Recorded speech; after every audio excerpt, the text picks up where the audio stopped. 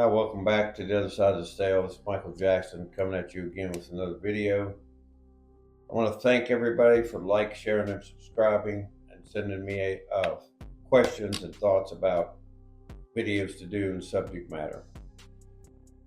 So today I thought I'd take a look at prison threats and how these threats affect staff and how they affect inmates.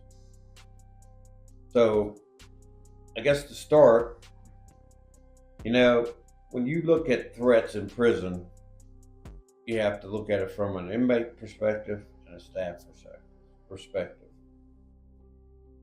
If you're an inmate and you're doing time and you are in this prison setting, you're going to constantly be faced with threats at some point in time during your incarceration. So how you navigate those threats is going to determine whether you do good time or bad time, whether you survive or not survive. Most people that come in prison are trying to just do their time and get the hell out of there. And then there's some people that are in gangs or different things and they don't care.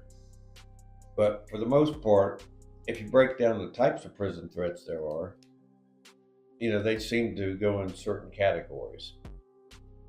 So let's take a deep dive into that. Number one kind of threat that usually occurs or happens is the dynamic between two inmates where an inmate might call another inmate out his name. So let's say you're in the day room playing cards, dominoes, and you call that other inmate a bitch. The worst thing you can do in prison is call another inmate a bitch or a whore. If you go there, you've got to fight. You've got to expect to immediately go into it's on now. We're gonna end this one way or the other. You've just opened the door to violence. So that's like one of the number one rules is never call anybody out of their name in prison. The first time you call somebody a bitch or a whore, they have to meet that with violence. Have to.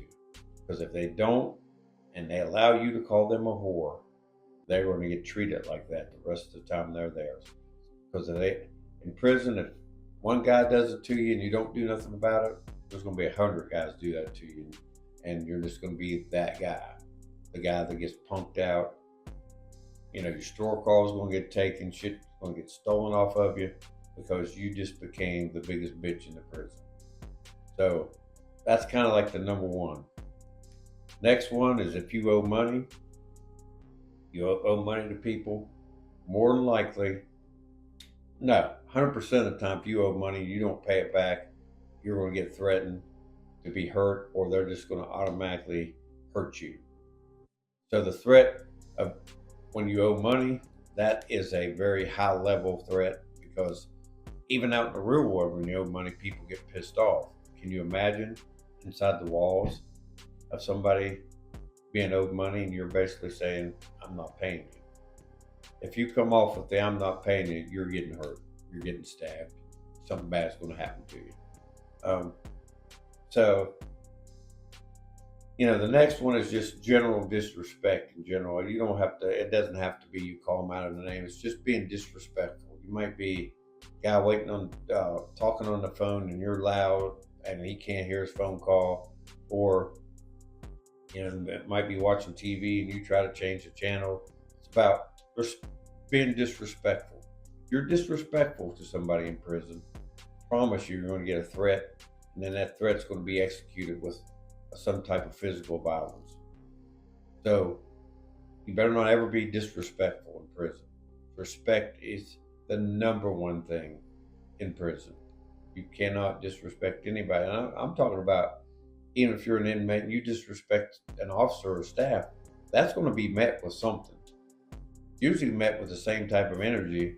So if you come at someone that hard with that much intensity, I've seen guys be disrespectful to another inmate, and it will go for days, and the guy will just stew about it, and he'll think about it, and he'll be pissed off and angry, and the anger will generate and generate. And then, I've seen a guy disrespect a guy, and then a month later, he got stabbed by that guy because that guy, in his mind, that just kept running through his mind on how he was being disrespected. Other inmates might amp him up and say, "Man, you can't let him whore you out like that, and you can't allow him to disrespectful. You're like you're gonna become a punk." And in the case I'm thinking of, the guy a month later just waited on the other guy to come, back to the unit, let him step into a cell. Back then we had, this guy lived on a pod with 80 men, and this guy went on and on and never thought twice about the incident that happened a month prior. Never thought twice about what he said and how he said it to that dude. And so, that dude at that time, he just snapped on that day, and he waited till that guy came back from rec or wherever he was. The guy turned, went into a cell, and the guy fought him in the cell and stabbed him up. Stabbed him up several times, and then walked out. And nobody really knew what had happened until the guy comes out and says, "I gotta go to the hospital." He got him in the lung, punctured his lungs, and that was all over something that happened a month earlier. And after the interview process, and they debriefed the guy. He said, he called. He disrespected me on the phone. I was talking to my wife. He told me to go fuck myself. And so I waited and I got him one day. And that's the mentality of that environment, that you may not get it that day, but you're going to get it eventually. And if you don't follow prison protocol, prison etiquette, about how you live, how you speak, and how you move, you might get something sharp ran up in your kidneys or something. Because it's not like, it's not a game. It's not a game. And if you think you can live within the confines of these things as a game, you're going to find out real quick it's not a game, and you can die from it. Being cocky, young, and stupid. The last thing, the last type of threat I can think of is like when somebody deems you as a rat, and they think you're a rat, and they threaten you and they say, "Listen, you can't live here. You got to go." If you don't take that seriously, and you don't take that threat as DEFCON 5, I got to get the hell out of here, you're going to end up laying in a pool of blood, and you might not recover from it, because the majority of your prison threats are followed through by some direct action. You'll have a case here and there where somebody might threaten you and then they might not do nothing about it, but the majority of the time, 99% of the time, if you get threatened, you better put your head on the swivel, because they're coming, and they're coming to hurt you. They might be coming to kill you. So, a lot of guys, they come to prison, and first thing the guys ask them for is, "Where's your paperwork? We want to see what you're in here for." Because nowadays you can't hide it. Back in the day, you used to be able to hide it because there wasn't so much technology, and they couldn't call home, they couldn't check records. Now, records check is pretty easy. You call home and say, "Hey, go on this website," whatever state you're in. Usually all states have a corrections website where you can Google people's name. Search people's names. It gives you the charges and where they're located.